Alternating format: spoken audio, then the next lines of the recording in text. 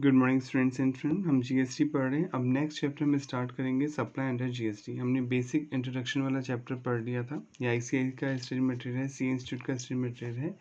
अब next chapter start कर रहे हैं सप्लाई अंडर जीएसटी। अब हमें इस चैप्टर में पढ़ना क्या है, देखिए पहले हम समझ लेते हैं concept why this chapter is important. GST is applicable on supply. एक वर्ड होता है टैक्सेबल इवेंट। टैक्सेबल इवेंट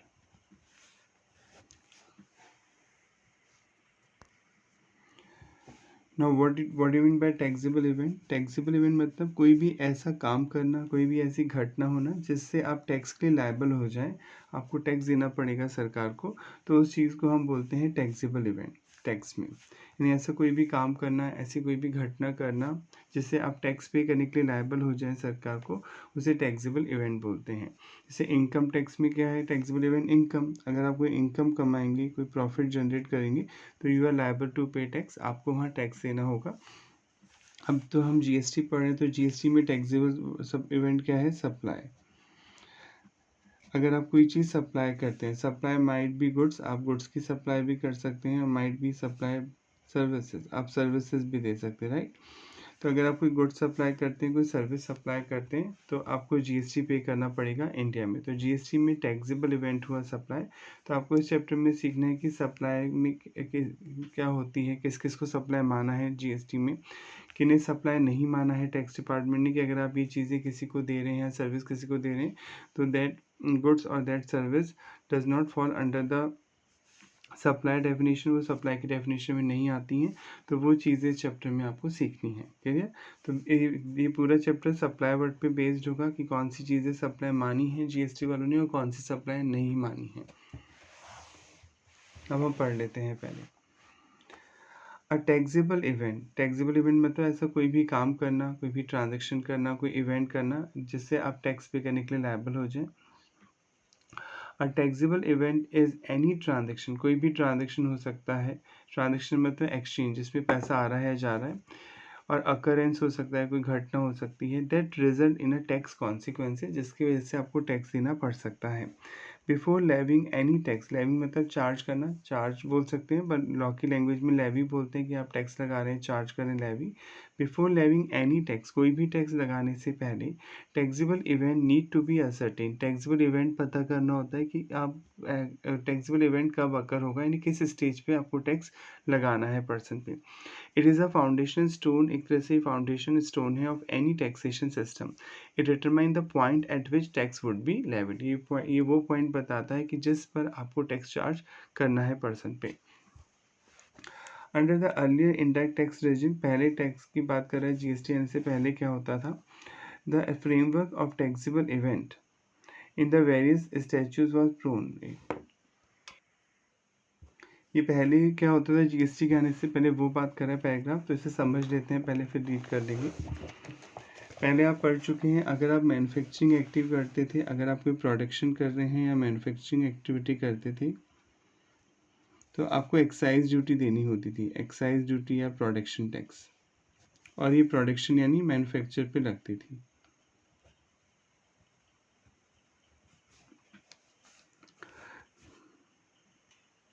तो ये एक्साइज ड्यूटी आपको देनी पड़ती थी जो मैन्युफैक्चर पे लगती थी। तो बहुत सी चीज़ों को पे लेके डिस्प्यूट होता था कि मैन्युफैक्चर माना किसे जाएगा, ठीक है। क्वेश्चन होता है, अब आपके माइंड में आ रहा है सर मैन्युफैक्चर तो बहुत ईजी है बताना। अगर आप कोई न्यू चीज़ बनाते हैं, कोई नई चीज़ बना रहे हैं, न्यू आइटम या न्यू थिंग बना रहे हैं किसी भी रॉ मटेरियल से, किसी भी चीज़ों को यूज़ करके, तो मैन्युफैक्चर है, ठीक है। पर सपोज़ मैं मैन्युफैक्चरिंग नहीं कर रहा, मैं कोई प्रोडक्ट नहीं बना रहा, मैं उन्हें असेंबल करके बेच रहा हूँ। सपोज़ मैं डिफरेंट लोगों से डिफरेंट चीज़ खरीदता हूँ। जैसे मेरा काम है डेस्कटॉप कंप्यूटर बेचने का, तो मॉनिटर किसी कंपनी का लेके आता हूँ, मैं माउस किसी कंपनी का लेके आता हूँ, मैं कीपैड किसी और कंपनी का है, सीपीयू किसी और कंपनी का है, फिर मैं इन्हें असेंबल कर देता हूँ ले जाके। अब क्वेश्चन होता है क्या ये जो मैं असेंबल कर रहा हूँ ये भी मैन्युफैक्चर बोला जाएगा? वैसे माइंड में आता है नहीं बोला जाएगा, राइट, क्योंकि ये सर आप कोई बना थोड़ी रहे हो चीज़ें, आप तो असेंबल कर रहे हो। पर इसे भी मैन्युफैक्चर माना जाता था, क्योंकि आप जब इन चीज़ों को असेंबल कर दोगे तो इन्हें आप क्या नाम दोगे? डेस्कटॉप कंप्यूटर, यानी आप इन्हें कंप्यूटर बोलोगे। Individually these item consider as a part, individually तो आप इन्हें पार्ट्स बोलते थे, पर जब आप इन्हें असेंबल कर देते थे, जोड़ देते थे, तो इन पार्ट्स का सब कंबाइंड नाम क्या हो जाता था? कंप्यूटर। तो एक डिफरेंट चीज़ एग्जिस्टेंस में आती थी असेंबल करने के बाद, तो उसे भी मैन्युफैक्चरिंग माना जाता था। चलिए, तो बहुत सी पहले के टेक्स्ट में बहुत सारा डिस्प्यूट होता था, कुछ चीज़ें समझ में ही नहीं आती थी कि भैया इससे क्यों मैन्युफैक्चर मान रहे हैं। तो ये तो मैंने आपको एग्जाम्पल दिया, तो ये भी पहले मैन्युफैक्चर माना जाता था। इसी तरह दूसरा एग्जाम्पल, पहले लगता था सेल्स टैक्स यानी वैट। अगर आप विद इन स्टेट सामान बेच रहे हैं तो वैट यानी सेल्स टैक्स आपको देना पड़ता था गुड्स पर, और अगर आप सर्विस दे रहे हैं तो आपको सर्विस टैक्स देना पड़ता था। सर्विस टैक्स लेती थी सेंट्रल गवर्नमेंट, स्टेट टैक्स यानी वैट लिया जाता था स्टेट गवर्नमेंट के थ्रू। अब मान लीजिए आप किसी रेस्टोरेंट में खाना खाने गए हैं, राइट, वहाँ बिल बन गया, आपने फूड खाया, एक तो खाना खाया उस रेस्टोरेंट में, सपोज 1000 रुपीज़ का, प्लस उन्होंने सर्विस चार्जेस लगाए सपोज 200, सर्विस चार्जेस भी देंगे, वो आपसे वो सर्विस दे रहे हैं, टोटल 1200 का बिल बन गया। क्लियर? वैसे ये बाइफर्केशन कोई नहीं दिखाता है, तो मैंने समझाने के लिए लिख दिया कि सर्विस के लिए वो इतना ले रहे हैं आपसे सर्विस चार्जेस, राइट। पर सपोज वो बाइफर्केशन बता रहे हैं, सपोज वो बता रहा है कि वो खाने के लिए इतने पैसे ले रहा है आपसे, सर्विस के लिए इतने पैसे ले रहा है, राइट। तो फिर जो फूड होता था, ये तो खाना है, खाना गुड्स होता था, गुड्स पे लगता था सेल्स टैक्स, तो इस पे तो टैक्स देती थी स्टेट गवर्नमेंट, और सर्विस के अमाउंट पे लगता था सर्विस टैक्स, इस पे लेती थी सेंट्रल गवर्नमेंट टैक्स, राइट। पर मान लो किसी ने बाइफर्केशन ही नहीं दिया, वो तो टोटल 1200 का बिल बना रहा है बंदा, जिसमें फूड का चार्जेस भी इंक्लूड है और सर्विस का चार्जेस भी इंक्लूड है। तो अब बहुत दिक्कत आएगी, अब कैसे बाइफर्केशन होगा? तो एक रैंडम परसेंट सेट कर रखी थी गवर्नमेंट ने कि 60% अमाउंट मान लीजिए गुड्स के लिए होगा और 40% अमाउंट मान लीजिए सर्विस के लिए होगा। मतलब ये रैंडम हुआ, राइट। अगर बाइफर्केशन गिवन नहीं है तो फिर ये बहुत, तो 60% अमाउंट पे लगेगा सेल्स टैक्स, 40% अमाउंट में लगता था सर्विस टैक्स। तो इससे ढंग से टैक्स कलेक्शन नहीं हो रहा था। ये बेस आप जो ले रहे हैं रैंडम बेसिस है, मतलब बिना किसी साइंटिफिक रीज़न के, बिना किसी बेस के आप ही कैलकुलेट कर रहे हैं। तो पहले ये प्रॉब्लम्स बहुत आती थी और इससे मल्टीपल केसेस होते थे, कोर्ट में डिस्प्यूट बढ़ते थे। डिपार्टमेंट कह रहा है हम तो 60 पे लेंगे, आप कह रहे हो नहीं 60 पे थोड़ी, मेरा तो 80% खाने की वैल्यू है इसमें। तो दोनों के बीच डिस्प्यूट हो गया, डिस्प्यूट कहाँ जाएगा? कोर्ट में। और कोर्ट में फिर लिटिगेशन यानी केसेस बहुत बढ़ जाते थे, बहुत सारे डिस्प्यूट होते थे। असेंबल को भी हम मैन्युफैक्चरिंग में आ रहे हो, जबकि मैन्युफैक्चर असेंबल थोड़ी हुआ। तो बहुत से लोग केस कर देते थे डिपार्टमेंट पर, डिपार्टमेंट भी बहुत से लोगों पे केस करता था। इससे केसेस इंक्रीज होते थे कोर्ट में और बहुत टाइम लगता था। अब इन सब का समरी क्या बना दी जीएसटी आने के बाद? अब जीएसटी में एक ही वर्ड लिख दिया गया, सप्लाई। अगर आप सप्लाई करते हैं कोई प्रोडक्ट किसी को, ठीक है, सप्लाई सर्विस की भी हो सकती है, सप्लाई गुड्स की भी हो सकती है, तो आपको जीएसटी देना होगा। अब आप चाहे बना के बेच रहे हो तब भी सप्लाई हुआ, राइट। आप चाहे असेंबल करके दे रहे हो तब भी सप्लाई हुआ। तो अब सप्लाई वर्ड आ गया, तो सप्लाई में तो सभी चीज़ें आ गई। सप्लाई में मैन्युफैक्चरिंग एक्टिविटी भी आ गई, ट्रेडिंग एक्टिविटी भी आ गई, सर्विस भी आ गई। तो अभी सारा कन्फ्यूज़न खत्म हो चुका है। अब हम रीड कर लेते हैं paragraph. Under the earlier indirect tax regime, regime मतलब एरिया, पहले के टैक्स डायरेक्ट इंडायरेक्ट टैक्स में क्या होता था? The framework of taxable event in various statute, statute law, जो पहले बहुत सारे कानून होते थे, वॉज प्रोन टू कैटिना। कैटिना मतलब एक सीरीज होती थी, इंटरप्रिटेशन रिजल्टिंग इन लिटिगेशन, उससे बहुत सारे लिटिगेशन यानी कोर्ट केस बढ़ते थे। सिंस डिकेड्स, कई दशकों से बहुत से केस पेंडिंग चल रहे हैं। The controversy is largely related to issue, बहुत सारी कंट्रोवर्सीज होती थी, विरोधाभास होता था। Like whether a particular process amounted to manufacture not, किसी प्रोसेस को मैन्युफैक्चर मानेंगे या नहीं मानेंगे। Whether the sale was predetermined sale, क्या ये सेल मानी जाएगी। Whether a particular transaction was sale of goods मानेंगे आप, या सेल ऑफ सर्विस मानेंगे। रेस्टोरेंट में खाना खा रहा है तो सर्विस भी का पैसा भी ले रहा है, गुड्स का भी ले रहा है, तो आप उस ट्रांजेक्शन को आप गुड्स मानेंगे या सर्विस मानेंगे। तो बहुत सारे कन्फ्यूजन क्रिएट होते थे पहले। The GST law resolved these issues by laying down one comprehensive taxable event. अब एक डिटेल वर्ड इंक्लूड कर दिया गया, तो कॉम्प्रिहेंसिव ब्रॉड टर्म आ गई है कि इसमें सब कुछ इंक्लूड हो जाएगा, that is supply, supply of goods और सर्विसेज और बोथ। यानी जीएसटी में जो टैक्सेबल इवेंट है वो सप्लाई है, चाहे आप गुड्स की सप्लाई कर रहे हैं चाहे सर्विस की सप्लाई कर रहे हैं, यू हैव टू पे टैक्स, आपको उस पर जीएसटी देना होगा सरकार को। वेरियस टैक्सेबल इवेंट्स नेमली मैन्युफैक्चर पे होते थे पहले, इस पे एक्साइज ड्यूटी लगती थी। सेल्स पे सेल्स टैक्स यानी वैट लगता था। रेंडरिंग ऑफ सर्विस, इस पे सर्विस टैक्स लगता था। परचेज, एंट्री टैक्स एटसेट्रा ये बंद हो गए into a territory of state etcetera that existed prior to introduction of GST. ये सब जीएसटी के आने से पहले लगते थे, हैव बीन डन अवे, अभी हट चुके हैं।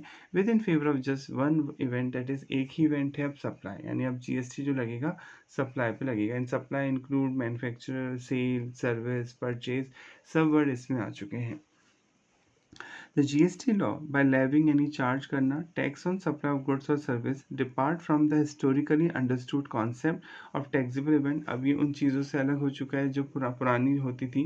जैसे अंडर स्टेट वैट लॉ में आप सेल पे देते थे टैक्स, एक्साइज लॉ में मैन्युफैक्चर पे देते थे, सर्विस टैक्स में सर्विसेज पे देते थे, that is sale, manufacture and provision service respectively. अब ये चीज़ें हिस्टोरिकल हो चुकी हैं, यानी अब ये पुरानी बातें हो चुकी हैं। अब जीएसटी केवल सप्लाई पे लगेगा, सप्लाई में सेल भी आ गई, सप्लाई में मैन्युफैक्चर वर्ड भी इंक्लूड हो गया, सप्लाई में सर्विसेज भी आ गई। In the GST regime, GST के एरिया में the entire value of supply of goods और services tax in an integrated manner, मतलब चाहे गुड्स दे रहे हो चाहे सर्विस दे रहे हो, एक ही माना जाएगा, इंटीग्रेट, अलग अलग ट्रीट नहीं किया जाएगा गुड्स और सर्विसेज को। जीएसटी में गुड्स और सर्विसेज को अलग ट्रीट नहीं किया जाता है। पहले अलग ट्रीट किया जाता था, सर्विस पे सर्विस टैक्स देना होता था, वो लेती थी सेंट्रल गवर्नमेंट। स्टेट पे वैट यानी सेल्स टैक्स देना होता था, वो लेती थी स्टेट गवर्नमेंट। अब एक ही माना जाएगा, unlike the earlier indirect taxes which were charge independently. पहले अलग टैक्स लगते थे, आइदर मैन्युफैक्चर पे लगती थी एक्साइज ड्यूटी जो सेंट्रल गवर्नमेंट लेती थी, सेल ऑफ गुड्स पे लगता था वैट यानी सेल्स टैक्स जो स्टेट गवर्नमेंट लेती थी, और on the provision of service, और उस पर लगता था सर्विस टैक्स जो पहले सेंट्रल गवर्नमेंट लेती थी। तो अब जीएसटी में एक ही वर्ड है सप्लाई। अगर कोई पूछता है what mean by taxable event, तो टैक्सेबल इवेंट का मतलब हुआ कि कोई भी ऐसा काम करना, कोई भी ऐसी एक्टिविटी करना जो टैक्स को अट्रैक्ट करे, टैक्स लायबिलिटी को अट्रैक्ट करे, उसे टैक्सेबल इवेंट बोलते हैं। जीएसटी में टैक्सेबल इवेंट क्या है? सप्लाई। आप सप्लाई अगर गुड्स की करते हैं, सर्विस की या दोनों की, तो आपको जीएसटी देना होगा। क्लियर? अब नेक्स्ट हेडिंग है रेलेवेंट डेफिनेशन। डेफिनेशंस क्यों दी जाती हैं किसी एक्ट में? ताकि अगर उस एक्ट को आपको समझना है तो कुछ की टर्म्स होते हैं, कुछ की वर्ड होते हैं जिन्हें आप टर्मिनोलॉजी बोलते हैं। अगर आप उन वर्ड्स को नहीं समझेंगे तो उस एक्ट को समझना मुश्किल हो जाएगा। ठीक है, क्योंकि आम आदमी उसे कुछ और मान सकता है, पर लॉ की लैंग्वेज में उस वर्ड का मीनिंग कुछ और हो सकता है। फॉर एग्जाम्पल, कोकोनट की अगर आप बात कर रहे हैं, ठीक है, तो कोकोनट बायोलॉजिकली तो एक फ्रूट है, कोकोनट, राइट, बायोलॉजिकली ये फ्रूट है। पर अगर कोई आपसे कहता है फ्रूट ले आओ भैया बाजार से जाके, तो क्या आप कोकोनट लेके आते? नहीं। आम आदमी कोकोनट को ऐसे फ्रूट के तौर पे ट्रीट नहीं करता है। ठीक है, तो ये फ़र्क होता है, यानी उसकी लीगल डेफिनेशन तो उसे फ्रूट बोल रही है, पर आम आदमी उसे बोलचाल में कुछ अलग मान रहा है। तो सेम वही चीज़ें डेफिनेशन इसलिए दी जाती हैं। तो पहली डेफिनेशन है इसमें गुड्स की। ठीक है, अभी आपने पढ़ा जो गुड्स है उसे जीएसटी में सप्लाई बोलते हैं, आप पढ़ चुके हैं। सप्लाई एक कॉमन वर्ड है जीएसटी में। सप्लाई में गुड्स भी आएगा और सर्विसेज भी आएंगी। तो गुड्स को डिफाइन किया है जीएसटी वालों ने कि गुड्स किसे माना गया है, क्योंकि गुड्स पे देना होगा आपको जीएसटी, तो पहले आपको पता होना चाहिए कि गुड्स किसे माना गया है। तो जीएसटी डिपार्टमेंट बोला ऐसी कोई भी चीज़ जो मूवेबल नेचर की है। एक तो मूवेबल समझते हैं जिसे एक जगह से दूसरी जगह इजीली ट्रांसफ़र किया जा सके, जो परमानेंट ज़मीन से अटैच नहीं होती। दो ही चीज़ें परमानेंटली ज़मीन से अटैच हैं,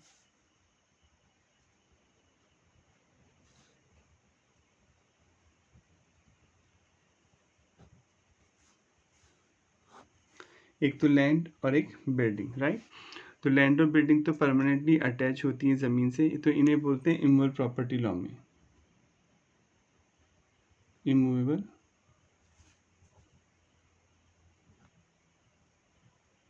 प्रॉपर्टी। इमूवेबल प्रॉपर्टी मतलब जिसे इजीली एक जगह से दूसरी जगह ट्रांसफ़र नहीं किया जा सकता, तो उसे तो हम इमूवेबल प्रॉपर्टी बोलते हैं। तो जब लैंड और बिल्डिंग इमूवेबल प्रॉपर्टी है तो आपको समझ में आ गया होगा, इसे गुड्स नहीं माना जाता है जीएसटी में। और अभी आप आगे पढ़ेंगे कि इनको बेचने पे कोई जीएसटी नहीं लगता है, क्योंकि ये इमूवेबल प्रॉपर्टी है। केवल मूवेबल प्रॉपर्टी होनी चाहिए जिसे ईजिली एक जगह से दूसरी जगह ट्रांसफ़र किया जा सके, जबकि लैंड और बिल्डिंग तो इमूवेबल प्रॉपर्टी है, वो अटैच है परमानेंटली ज़मीन से। तो इसलिए लैंड एंड बिल्डिंग पे को जब आप बेचेंगे तो इस पर जीएसटी नहीं लगता है, इस पर स्टैम्प ड्यूटी यानी रजिस्ट्री चार्जेस देने होते हैं। लैंड और बिल्डिंग बेचने पे कोई जीएसटी आपको नहीं देना है। तो एक तो मूवेबल नेचर का होना चाहिए वो चीज़ जिसे गुड्स माना जा रहा है, राइट। पर एक मनी को कुछ एक्सेप्शन है कि मनी को नहीं माना जाता है गुड्स। मनी मतलब जो करंट में चल रहे हैं, जो रुपए और जो कॉइन आपके पास में है करंट में, टैक्स डिपार्टमेंट ने बोला कि मनी पे हम कोई जीएसटी नहीं लगाएंगे। जैसे मेरे पास भी 100 रुपये हैं, आपके पास भी 100 रुपये, हम आपस में एक्सचेंज करते हैं तो वो भी सप्लाई तो है। सप्लाई का मतलब होता है कि एक पर्सन से दूसरे पर्सन को कोई चीज़ या सर्विस देना। पर मनी पे उन्होंने मना कर दिया कि जो करंट में मनी चल रही है एट प्रेजेंट, उस पर नहीं लगाया जाएगा कोई जीएसटी। हाँ, अगर कोई पुराने नोट जो बंद हो गए, पुराने सिक्के जो बंद हो गए, अगर आप इन्हें मार्केट में बेचने जाते हैं तो इन पे आपको जीएसटी देना होगा। कई लोगों को शौक होता है पुरानी करेंसी रखने का, पुराने नोट रखने का, तो उस पे लगेगा। उसे बोलते हैं न्यूमिस्मेटिक वैल्यू। न्यूमिस्मेटिक वैल्यू मतलब पुरानी करेंसी, पुराने सिक्के, पुराने कॉइन। तो अगर ये आपके पास में है तो उस वैल्यू पे उन्हें अगर आप बेचते हैं तो आपको जीएसटी देना होगा। क्लियर? तो मनी का मतलब हुआ जो करंट मनी है, जो इन फोर्स चल रही है, जो रुपए कॉइन मार्केट में चल रहे हैं, चाहे वो फॉरेन करेंसी हो चाहे इंडियन करेंसी हो, और आप उसे सप्लाई करते हैं तो उस पर नहीं देना होगा जीएसटी, क्योंकि वो प्रेजेंट में इन्फोर्सेबल मनी है, राइट? मनी जो आप यूज़ करते हैं। पर हाँ, पुराने सिक्के हैं, पुराने कॉइन हैं, उन पे आपको देना होगा जीएसटी। इसी तरह सिक्योरिटीज़ जो शेयर मार्केट की बात कर रहा है, सिक्योरिटी, शेयर, डिवेंचर, बॉन्ड, इन पे किसी तरह का आपको नहीं देना होगा टैक्स बेचने पे जीएसटी। अगर आप शेयर बेचते हैं, डिवेंचर बेचते हैं, बॉन्ड बेचते हैं, ठीक है, जो शेयर मार्केट में ट्रेडेड होती हैं चीज़ें आप ये बेच रहे हैं, तो इन सिक्योरिटीज़ पे किसी भी तरह का नहीं लगेगा जीएसटी। मना कर दिया जीएसटी डिपार्टमेंट ने, ठीक है, क्योंकि यहाँ पे एसटीटी लगता है, सिक्योरिटी ट्रांजेक्शन टैक्स, ठीक है, तो यहाँ पे जीएसटी चार्ज नहीं किया जाएगा। अगर आपसे कोई पूछ ले what do you mean by securities, meaning कैसे बताएंगे सिक्योरिटी का? Security means any negotiable instrument. Negotiable instrument मतलब जो इजीली ट्रांसफर हो सकता है from one person to another person, एक नेगोशिएबल इंस्ट्रूमेंट होता है।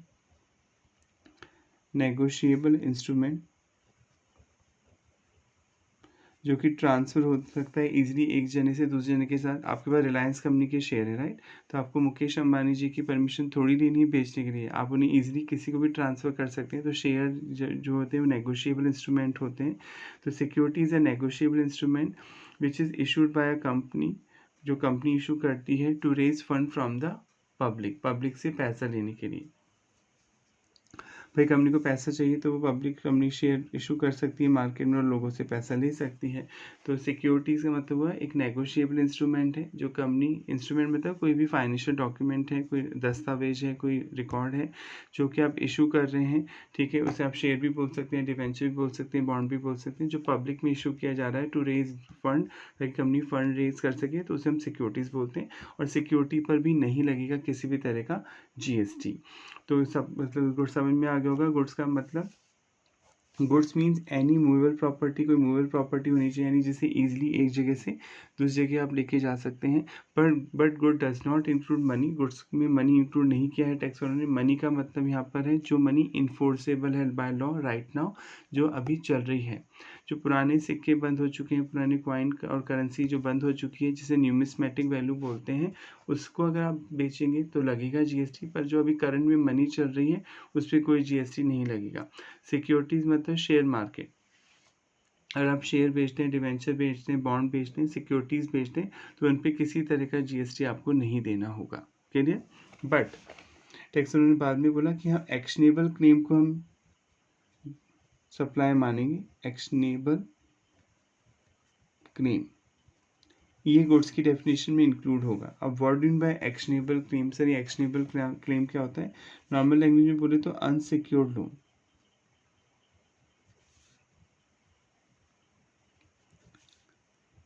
अनसिक्योर्ड लोन समझते हैं, बिना सिक्योरिटी गिरवी रखे आपने कोई लोन दिया है किसी को या लिया है तो वो अनसिक्योर्ड लोन है। यानी कोई गिरवी नहीं रखी है कोई चीज़, मुँह ज़बानी या विश्वास पर या नॉर्मल एग्रीमेंट करके आपने किसी से लोन लिया है, तो उसे आप एक्शनेबल क्लेम यानी अनसिक्योर्ड लोन बोलते हैं। जैसे एग्जाम्पल, मिस्टर ए ने मिस्टर बी को कोई गुड्स बेचा। मिस्टर ए हो गया सेलर, मिस्टर बी हो गया बायर, राइट? अब बी, दोनों अनजान हैं, तो आप पढ़ चुके हैं बी, मिस्टर ए बी को सेल नहीं करेगा अगर ये अनजान आदमी है और उधार सामान लेना चाहता है। बी क्रेडिट पे लेना चाहता है सामान, क्रेडिट यानी उधार। तो ए बेचेगा ही नहीं बी को, क्योंकि वो जानता ही नहीं है बी को। तो ये लोग क्या करते हैं, ऑल्टरनेट क्या है मार्केट में, एक कोर्ट का स्टैम्प पेपर होता है, ठीक है, कोर्ट का स्टैम्प पेपर होगा जिसपे ए लैंग्वेज ड्राफ्ट करवाएगा, ए लिखवाएगा लैंग्वेज कि मैंने इस दिन बी को सामान बेचा और बी ने इस दिन या तो मुझे या मेरे बिहाफ पर किसी को देने का प्रॉमिस किया है। ये लैंग्वेज होगी, ए लैंग्वेज ड्राफ्ट करवाएगा, ए लैंग्वेज ड्राफ्ट करवाएगा कि इस दिन मैंने बी को सामान बेचा है, बी ने इस दिन मुझे देने का या मेरे बिहाफ पर किसी और को देने का प्रॉमिस किया। यानी ए चाहे तो खुद ना लेके किसी और को भी पैसे दिलवा सकता है। और बी इसको पे साइन करेगा, लीगल डॉक्यूमेंट है, साइन करेगा, विटनेस भी साइन होंगे और इसे नोटराइज करवाया जाएगा, यानी कोर्ट की स्टैम्प वकील से इस पे स्टैम्प लगवाया जाएगा नोटरी से, यानी ऑथेंटिकेट कराने के लिए आप वकील से इस पे साइन करवाएंगे। बी तो साइन करेगा ही, वो तो एक्सेप्टेंस दे रहा है कि हाँ मैंने आपसे सामान खरीदा है। तो इस लीगल डॉक्यूमेंट को BR बोलते हैं। ए के पॉइंट ऑफ व्यू से बिल्स रिसीव है, उसके पास तो आएगा ही लीगल डॉक्यूमेंट, और ए के लिए कहलाएगा बिल्स पेबल। ये आप सुन चुके हैं वर्ड BR और बिल्स पेबल। तो word in by BR is a legal document, एक लीगल डॉक्यूमेंट होता है, ठीक है, जो प्रिपेयर करवाता है ए यानी सेलर। सेलर को लॉ की लैंग्वेज में बोलते हैं ड्रॉवी, ड्रॉर, राइट, ड्रॉर जो करवाएगा तैयार। बायर इसको एक्सेप्ट करेगा तो इसे बोलेंगे ड्रॉवी, बायर को लॉ की लैंग्वेज में बोलेंगे ड्रॉवी। और ये ए इसमें ये लैंग्वेज लिखवाएगा या तो मुझे दोगे या मेरे बिहाफ पे किसी और को दोगे। मान लो 2 महीने बाद बी जब पैसे दे रहा है तो ए ने भी किसी से पैसे उधार ले रखे थे या कुछ गुड्स ले रखा था मिस्टर सी से, तो ए बोलता है बी को कि मुझे न मत दो पैसे, मेरे बिहाफ पर सी को दे दो। तो एग्रीमेंट में ये लैंग्वेज लिखवाई गई थी, या तो मुझे दोगे या मेरे बिहाफ पर किसी और को दोगे। तो जब बी सी को देगा तो सी भी एक पार्टी हो गया इस ट्रांजेक्शन की, राइट। तो सी को लॉ की लैंग्वेज में बोलेंगे इंडोर्स सी, इंडोर्स सी। और जो ए ने अपना पैसा लेने का राइट सी को ट्रांसफर किया तो इस प्रोसेस को बोलते हैं इंडोर्समेंट। इंडोर्समेंट का मतलब क्या होता है सिंपल लैंग्वेज में, जब आप अपना पैसा लेने का राइट, पैसा लेने का राइट एक के पास में था पर उसने अपना वो राइट किसको ट्रांसफर कर दिया, मिस्टर सी को। तो इस प्रोसेस को, इस प्रक्रिया को हम क्या बोलते हैं, इंडोर्समेंट। और जिस पर्सन को आप ट्रांसफर करते हैं उसे बोलते हैं इंडोर्सी। तो BR-BP जो बिल में 3 पार्टीज हो सकती हैं। एक हो सकता है ड्रॉवर यानी सेलर जो बिल ड्राफ्ट करेगा, बिल की लैंग्वेज लीगल लैंग्वेज। एक होगा ड्रॉवी यानी बायर जो एक्सेप्टेंस देगा। और एक हो सकता है इंडोर्सी जिससे पैसा लेने का राइट मिलेगा। अगर इंडोर्सी नहीं है तो सेलर को ही मिलेगा पैसा, पर अगर इंडोर्स कर देते हैं आप अपने BR को तो थर्ड पार्टी को मिलता है पैसा। और जब आप अपना पैसा लेने का राइट किसी को ट्रांसफ़र कर देते हैं then such process known as endorsement. तो BR-BP आप पढ़ चुके हैं, इसको रिवाइज कर लें। BR-BP एक नेगोशिएबल इंस्ट्रूमेंट होता है जिसे आप नेगोशिएबल अभी पढ़ाया था, जिसे आप ट्रांसफ़र कर सकते हैं किसी को राइट। और एक लीगल डॉक्यूमेंट होता है, अगर बी कल को पैसे देने से मना करता है तो जो लीगल डॉक्यूमेंट से साइन करके दे रखा है इसको, इसके बिहाफ पर कोर्ट में केस कर सकते हैं बी पर और अपना पैसा रिकवर कर सकते हैं, राइट। तो इसके लिए कोई सिक्योरिटी नहीं गिरवी रखवाई ना हमने, अपनी कोई जमानत नहीं ली है, कोई प्रॉपर्टी गिरवी नहीं रखवाई है। तो जो BR है ये भी क्या है, एक एक्शनेबल क्लेम हुआ, राइट। एक्शनेबल क्लेम मतलब अनसिक्योर्ड लोन है, इन्हें लोन ही तो दिया है बी को कि ठीक है पैसे बाद में दे देना, चाहे वो लोन हो चाहे पैसे के गुड्स के बदले दिया हो, पर उधार दिया है। अब ए क्या कर रहा है, इस अपने लीगल डॉक्यूमेंट को ट्रांसफ़र कर रहा है सी को, दे रहा है, तो ये भी सप्लाई हो गया। अब अपना लीगल डॉक्यूमेंट किसी को दे रहे हैं तो ये सप्लाई है। और एक्शनेबल क्लेम को गुड्स माना है GST डिपार्टमेंट ने कि आप अपना अनसिक्योर्ड लोन किसी को ट्रांसफ़र करते हैं तो वो भी गुड्स माना जाएगा। तो जब आप अपना पैसा लेने का राइट दे रही हैं, एक्शनेबल क्लेम है, आपने किसी को अनसिक्योर्ड लोन दे रखा है, बी ने कुछ गिरवी थोड़ी रखा है, तो ये अनसिक्योर्ड लोन है और अब आप इसे किसी को दे रहे हैं तो ये सप्लाई माना जाएगा क्योंकि एक्शनेबल क्लेम को गुड्स में रखा गया है, तो इस पर GST लगेगा। पर आगे पढ़ेंगे एक्सेप्शन, पर समझाने के लिए ही बता देता हूँ, केवल 3 ही एक्शनेबल क्लेम को GST डिपार्टमेंट ने सप्लाई माना है। 3 ही एक्शनेबल क्लेम। एक हो गया बैटिंग, बैटिंग कोई हॉर्स रेस हो रही है, राइट। बैटिंग समझते हैं, बैट लगाना, शर्त लगाना। हॉर्स रेस होती है मुंबई में बहुत, तो किसी हॉर्स पे आपने बैट लगाई, टिकट खरीदा पहले, बैट लगाई और आपका घोड़ा जीत गया 1 लाख की प्राइस, पर आपने अपना पैसा लेने का राइट किसी को ट्रांसफ़र कर दिया तो इस पे आपको GST देना होगा, बैटिंग पे, ठीक है। दूसरा हुआ गैम्बलिंग, अगर आपने कोई जुआ खेला है गैम्बलिंग और उसमें अमाउंट जीता है और वो अमाउंट आप किसी को ट्रांसफ़र करते हैं तो गैम्बलिंग एक्टिविटी पे लगेगा GST। Third, lottery, batting, gambling. Lottery, अगर आप लॉटरी टिकट्स बेचते हैं ठीक है, और आपका पैसा देने का राइट आप किसी को दे रहे हैं तो लॉटरी पे भी लगेगा जीएसटी। केवल ये 3 ही एक्शनेबल क्लेम है, क्योंकि इनके लिए कोई सिक्योरिटी तो गिरवी नहीं रखवाई जाती है, पर आपको राइट टू रिसीव मनी मिलता है। अगर आप ये ट्रांसफ़र करते हैं तो यू आर लायबल टू पे जीएसटी। आपको इन एक्टिविटीज़ पे जीएसटी देना होगा। बैटिंग पे, शर्त लगाने पे, बैट लगाते हैं, जनरली हॉर्स रेस होती है उस पे बैट लगाई जाती है। गैम्बलिंग, कोई जुआ खेल रहे हैं, कोई ऐसी एक्टिविटी हो रही है जो गैम्बलिंग से रिलेटेड है। और लॉटरी, अगर कोई पर्सन ये तीनों एक्टिविटी ऑर्गेनाइज करवाता है तो ऑर्गेनाइजर ऑल्सो लायबल टू पे जीएसटी। उन्हें जीएसटी देना होगा इन इवेंट पे। हाँ, इनके अलावा जो अनसिक्योर्ड लोन बच गए, जैसे ये भी अनसिक्योर्ड लोन था जो बीआर का मैंने एग्जाम्पल दिया, इस पे नहीं लगेगा जीएसटी। जीएसटी डिपार्टमेंट ने बोल दिया कि इनके अलावा कोई अनसिक्योर्ड लोन है जिसे एक्शनेबल क्लेम बोलते हैं, उनको अगर आप ट्रांसफ़र करेंगे तो हम उन पे नहीं लेंगे जीएसटी। पर बैटिंग, गैम्बलिंग, लॉटरी, ये 3 अनसिक्योर्ड लोन यानी एक्शनेबल क्लेम, इन पे लिया जाएगा जीएसटी। तो आई होप यहाँ तक क्लियर हो गया होगा कि गुड्स में एक्शनेबल क्लेम भी इंक्लूड होता है। एक्शनेबल क्लेम का नॉर्मल मीनिंग होता है अनसिक्योर्ड लोन, यानी आपने बिना किसी सिक्योरिटी के कोई पैसा लेने का राइट है आपके पास में, तो वो अनसिक्योर्ड लोन हो गया। और अनसिक्योर्ड लोन को अगर आप सप्लाई करते हैं, ट्रांसफ़र करते हैं, तो यू आर लायबल टू पे जीएसटी। आपको उस पर जीएसटी देना होता है। पर 3 ही अनसिक्योर्ड लोन को जीएसटी डिपार्टमेंट ने गुड्स की डेफिनेशन में रखा है, batting, gambling and lottery. Clear? आगे बढ़ते हैं। मान लीजिए कोई ट्री है, मैं पेड़ बेचता हूँ, मेरा काम है लकड़ी बेचने का। तो कोई ट्री है, कोई पेड़ है, ठीक है, वो अभी लैंड से अटैच है, खड़ा हुआ है ज़मीन पर, लैंड से अटैच है। जब तक वो कोई पेड़ लैंड से अटैच है तो वो इमूवेबल प्रॉपर्टी माना जाएगा।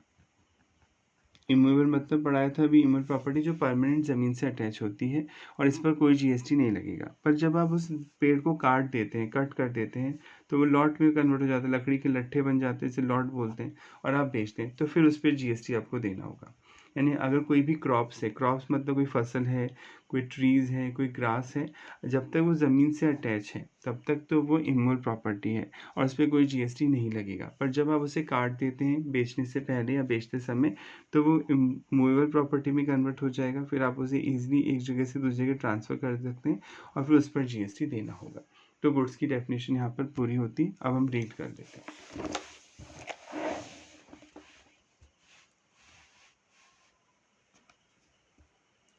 Word mean goods means every kind of movable property. Movable property बताया था जिसे इजीली एक जगह से दूसरी जगह ले जा सकते हैं। जैसे चल संपत्ति बोलते हैं, प्रॉपर्टी यानी संपत्ति, चल मतलब जो इजीली चलायमान हो, एक जगह से दूसरी जगह ले जा सकते हैं। देखिए अदर देन लिखा है, यानी इन पे नहीं लगेगा जीएसटी। मनी पे नहीं लगेगा, मनी बता दिया था जो अभी एट प्रेजेंट चल रही है। अगर पुराने सिक्के हैं, पुरानी करेंसी जो बंद हो चुकी है, उन्हें बेचोगे तब तो लगेगा। कई लोगों को शौक होता है तो पुराने सिक्के, पुराने नोट भी बिकते हैं, तो उन पे लगेगा। पर जो करंट में मनी चल रही है, जो आपके पास है, मेरे पास है, जो करंट में यूज़ कर सकते हैं गुड्स और सर्विस लेते समय, मनी पे नहीं लगेगा जीएसटी। एंड सिक्योरिटी, सिक्योरिटी मतलब शेयर मार्केट पे नहीं लगेगा, शेयर डिवेंचर बॉन्ड बेचने पे किसी तरह का जीएसटी नहीं देना है। बट इंक्लूड एक्शनेबल क्लेम, बताया था अनसिक्योर्ड लोन अगर आप बेचते हैं, किसी को सप्लाई करते हैं, तो उस पर जीएसटी लगेगा। पर 3 ही एक्शनेबल क्लेम पे लगेगा GST, batting, lottery and gambling. Growing crops, खड़ी फसलें, ग्रास, घास एंड थिंग्स अटैच टू, अगर वो अटैच हैं, और फॉर्मिंग पार्ट, मेन पार्ट है लैंड का, यानी जब तक वो लैंड से अटैच है तब तक तो नहीं लगेगा। Which are agree to be serve, जिन्हें अलग किया जा सकता है। देखिए आप जब अलग कर देते हो उन फसल को, ट्रीज़ को, बिफोर सप्लाई, बेचने से पहले, अंडर कॉन्ट्रैक्ट ऑफ सप्लाई, तो वो गुड्स माना जाएगा। यानी ये क्या कह रही है डेफिनेशन, गुड्स का मतलब हुआ मूवेबल प्रॉपर्टी, जिसे इजीली एक जगह से दूसरी जगह ट्रांसफ़र कर सकते हैं, वो सारी चीज़ें गुड्स मानी जाएंगी। पर मनी नहीं माना जाएगा, मनी पे कोई जीएसटी नहीं लगेगा जो एट प्रेजेंट चल रही है। सिक्योरिटीज़ पे नहीं लगेगा, शेयर मार्केट पे। पर एक्शनेबल क्लेम पे लगेगा, खड़ी फसलों पे लगेगा, कोई भी थिंग्स जो ज़मीन से अटैच है उस पे लगेगा, अगर आप उसे अलग कर सकते हैं बेचने से पहले। अगर अलग नहीं कर सकते तब तो वो परमानेंट हो गई, जैसे लैंड ऑफ बिल्डिंग, तो नहीं लगेगा जीएसटी। पर अगर आप बेचने से पहले या किसी कॉन्ट्रैक्ट के अकॉर्डिंग आप उसे अलग करें, सीवर मतलब अलग करें सीवर, तो उन पे आपको जीएसटी देना होगा। तो आई होप गुड्स की डेफिनेशन यहाँ पे क्लियर हो गई होगी। अगर कोई स्पेसिफिक डाउट है तो प्लीज़ आप कमेंट करके पूछ सकते हैं। नेक्स्ट क्लास में मिलेंगे। Thank you so much.